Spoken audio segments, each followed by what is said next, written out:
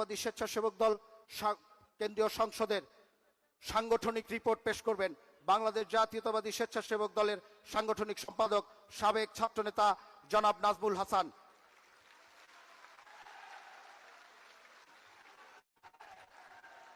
ধন্যবাদ। বাংলাদেশ জাতীয়তাবাদী স্বেচ্ছাসেবক দলের ৪৫তম প্রতিষ্ঠা বার্ষিকী উপলক্ষে আজকের এই আলোচনা সভার সভাপতিত্ব করছেন আমাদের প্রিয় সংগঠন বাংলাদেশ জাতীয়তাবাদী স্বেচ্ছাসেবক দলের সংগ্রামী সভাপতি এস.এম. জিলানী।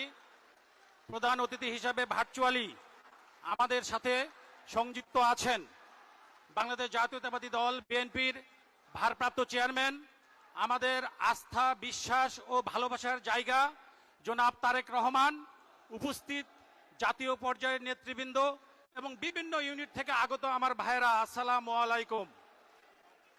আমরা যখন প্রলয়ঙ্কারী বন্যায় কখনো হাঁটু পানি, কখনো কোমর পানি, কখনো বা সাঁতরিয়ে বন্যার্ত মানুষের কাছে খাদ্য সামগ্রী পৌঁছিয়ে দেই, আমরা যখন ঘন কুয়াশা ভরা শীতে শীতার্ত মানুষের মাঝে কম্বল বিতরণ করি বা শীতবস্ত্র বিতরণ করি, আমরা যখন একজন মুমূর্ষু রোগীর দুষ্প্রাপ্য রক্তের গ্রুপ জোগাড় করে দেই, তখন আমরা মনে করি হ্যাঁ আমরা স্বেচ্ছাসেবক দল করি, আমরা শহীদ জিয়ার আদর্শের স্বেচ্ছাসেবক দল করি।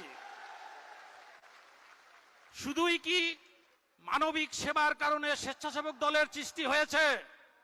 এই স্লোগান থামাও, মোটেও না। দেশের এবং জাতির ক্রান্তিকালে মানুষের ভোটাধিকার প্রতিষ্ঠায়, গণতন্ত্র প্রতিষ্ঠায়, যে কোনো দুর্যোগ দুর্বিপাকে আন্দোলন সংগ্রামে রাজপথে স্বেচ্ছাসেবক দল গর্জে উঠতে জানে। তার প্রমাণ 2022 সালের 7 ডিসেম্বর, যখন 10 ডিসেম্বরের মহাসমাবেশ সফল করার জন্য আমরা দিন রাত কাজ করে যাচ্ছি, তখন আওয়ামী পেটাওয়া বাহিনী পার্টি অফিসের গেটের সামনে স্বেচ্ছাসেবক দল নেতা মকবুলকে খুব কাছ থেকে গুলি করে হত্যা করে। 2023 সালের 28 অক্টোবর সেই মহাসমাবেশের কথা আপনাদের নিশ্চয়ই জানা আছে। পুলিশ, র্যাব, ডিবি, বিজিবির মুহুর্মুহু গুলি, সাউন্ড গ্রেনেড এবং মারণাস্ত্র দিয়ে গুলিতে যখন মানুষ দিকবিদিক শূন্য, তখন সন্ধ্যা পর্যন্ত স্বেচ্ছাসেবক দল ঢাকা মহানগর উত্তর এবং দক্ষিণের নেতারা রুহুল কবির রেজভির নেতৃত্বে বাঁশের হাঁটি নিয়ে, লাঠি হাতে নিয়ে সন্ধ্যা পর্যন্ত লড়াই করেছে। তারপর শুরু হলো নভেম্বর ডিসেম্বরের সেই ঐতিহাসিক হরতাল অবরোধের আন্দোলন। 2 মাসে মোট 36 দিন হরতাল অবরোধ কর্মসূচি দিয়েছিল।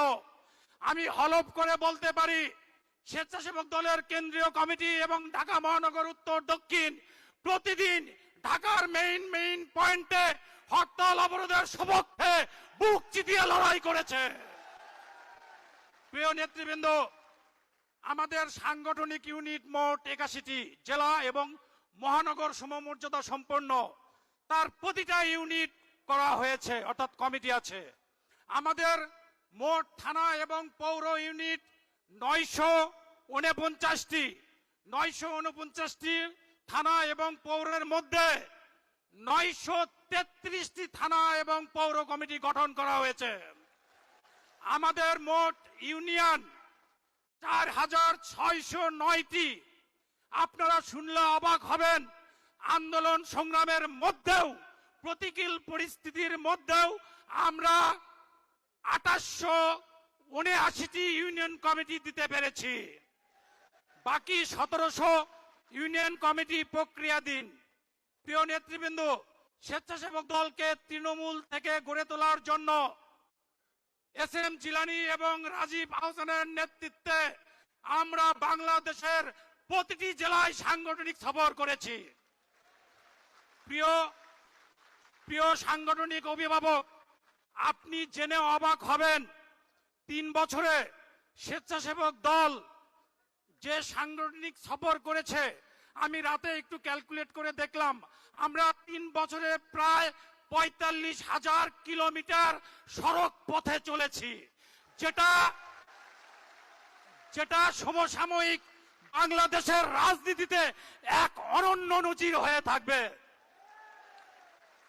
প্রিয় উপস্থিতি, দুঃখিত, আমরা এখন আর হাজার হাজার কিলোমিটার পথ চলতে চাই না।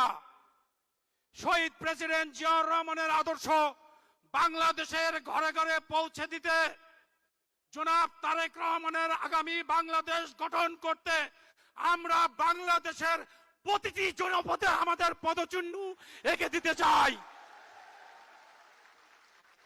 প্রিয় উপস্থিতি, আজ স্বেচ্ছাসেবক দলের 45তম প্রতিষ্ঠা বার্ষিকী, সেই সাথে আমরা আমাদের কমিটির মেয়াদও প্রায় পূর্ণ করে ফেলেছি, অর্থাৎ 3 বছর কাছাকাছি। রাজনীতিতে অনেক প্রেসার গ্রুপ থাকেন, যারা প্রায় ফোন দিয়ে বলেন গ্রুপিং না করলে নতুন কমিটি হবে না।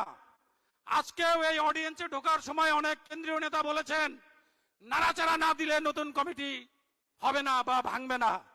তাদেরকে উদ্দেশ্য করে বলতে চাই, নতুন কমিটি কবে হবে বা কখন হবে সেটা আমাদের সাংগঠনিক অভিভাবক জনাব তারেক রহমানের সিদ্ধান্তের বিষয়। আমরা আজকের এই অডিয়েন্স থেকে স্পষ্ট করে বলতে চাই, আমাদের নেতা যে সিদ্ধান্ত নেবেন, যখন সিদ্ধান্ত নেবেন, আমরা সেই সিদ্ধান্তের প্রতি অবিচল আস্থা আছে, অবিচল বিশ্বাস আছে। প্রিয় নেতৃবৃন্দ, কিছুদিন আগেই আমরা শহীদ জুলাই আগস্টের শহীদদের স্মরণে ঢাকার 2টি খাল পরিষ্কার করেছি। আমি ব্যক্তিগতভাবে 2টি স্পটেই ছিলাম। আমরা যখন ঢাকার যাত্রাবাড়িতে ধোলাই খাল পরিষ্কার পরিচ্ছন্ন কার্যক্রম করছি, আমাদের সবার গায়ে অ্যাপ্রন। হঠাৎ এক বৃদ্ধ চাচা এসে বলল যে বাবা, তোমরা কি সিটি কর্পোরেশনের কর্মী? আমি বললাম যে চাচা, না, আমরা সিটি কর্পোরেশনের কর্মী না, তবে আমরা কর্মী ঠিকই, শহীদ জিয়ার আদর্শের কর্মী, আমরা স্বেচ্ছাসেবক দলের কর্মী। আমার কথা শোনার পর চাচা কিং কর্তব্য বিমূঢ় হয়ে গেলেন যে বলে কি, স্বেচ্ছাসেবক দল এসে এই ময়লা আবর্জনা পরিষ্কার করতেছে। পরে উনি মুচকি এসে বললেন যে হ্যাঁ, আমরা আপনাদের কাছে এটাই দেখতে চাই, ধন্যবাদ আপনাদের। সত্যি স্বেচ্ছাসেবক দল করতে পেরে আমরা গর্বিত। প্রিয় বন্ধুরা, আমি আমার বক্তব্য আর দীর্ঘায়িত করব না, শুধু ভারপ্রাপ্ত চেয়ারম্যানকে এটুকুই বলতে চাই, আমাদের দিয়ে যখন কমিটি ঘোষণা করেছিলেন তখন গুলশান অফিসে একটি ওরিয়েন্টেশন প্রোগ্রাম হয়েছিল। আমি বক্তৃতায় বলেছিলাম ছাত্র দলের রাজনীতিতে অনেক গ্রুপিং আছে, গ্রুপিং করেছি, কিন্তু স্বেচ্ছাসেবক দলে এসে গ্রুপিং ভুলে গিয়েছি। আজকে এই প্রতিষ্ঠা বার্ষিকীর আলোচনা সভায় আমার ওই একই কথার পুনরাবৃত্তি করছি। বিএনপিতে একটা অঙ্গ সংগঠন থাকুক না যে সংগঠন কোনো গ্রুপিং করবে না, বিএনপিতে একটি অঙ্গ সংগঠন থাকুক যে সংগঠন কেন্দ্র থেকে শুরু করে তৃণমূল পর্যন্ত সুসংগঠিত। সেই সংগঠনটির নাম বাংলাদেশ জাতীয়তাবাদী স্বেচ্ছাসেবক দল। প্রিয় উপস্থিতি, স্বেচ্ছাসেবক দলের আলোচনা সভা যদি শুধু আমরা নিছকই আলোচনা করি তাহলে এটা ভুল হবে। স্বেচ্ছাসেবক দলের প্রতিষ্ঠা বার্ষিকীর আলোচনা হোক আমাদের আত্ম উপলব্ধির জায়গা। স্বেচ্ছাসেবক দলের প্রতিষ্ঠা বার্ষিকীর আলোচনা হোক নতুন নতুন চ্যালেঞ্জ আমরা কিভাবে মোকাবেলা করব। স্বেচ্ছাসেবক দলের প্রতিষ্ঠা বার্ষিকীর আলোচনা হোক তরুণদের ভাবনাগুলোকে মূল্যায়ন করে একটি আধুনিক, একটি দক্ষ, একটি সুসংগঠিত সংগঠন গড়ে তোলা।